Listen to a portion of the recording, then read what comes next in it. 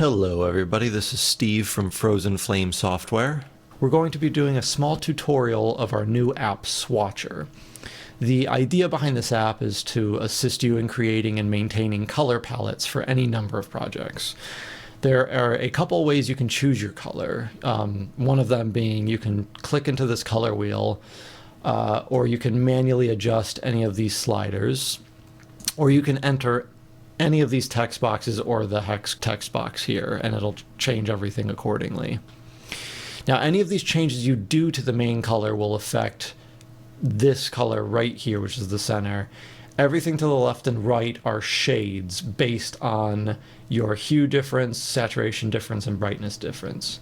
So for instance, if I set this to 0 and set the brightness difference, you can see how it gradually gets brighter as it goes up, and vice versa if you do it the other way. Once you're happy with your color, you can select any color out of these and click and drag over to your group selection over here. If you let go over this plus button, it'll add it to whatever group you want. We'll just call this group 1. When you save this color, it also saves your hue difference, saturation difference, and brightness difference sliders and their positions. That way, if you change these and you recall this, everything will get set back to the way you are seeing it. You can add as many colors to as many groups as you'd like. You just create new groups by clicking this button in the top right-hand corner, and you can rename and reorganize your groups with these buttons here. Once you've saved your colors, you can recall them by just clicking them. If you decided you want to alter any color, you can drag a color over one of your saved colors and it'll replace it. One other additional feature that we've added is the ability to see color harmonies based on the color you've selected.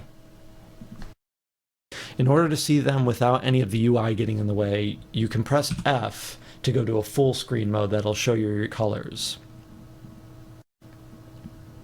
You can press F to go back to this screen. In order to easily select these colors, you can hold Control and click any of them to copy the hex code onto your clipboard.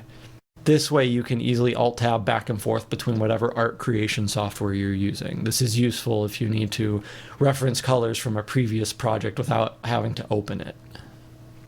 It is worth noting the application will autosave whatever you're currently working on. However, once you create a new palette without saving properly, that autosave will become overwritten. So it's incredibly important, as always, to make sure you save your work before you close the application or create a new one. That's it from me. Thank you so much for watching.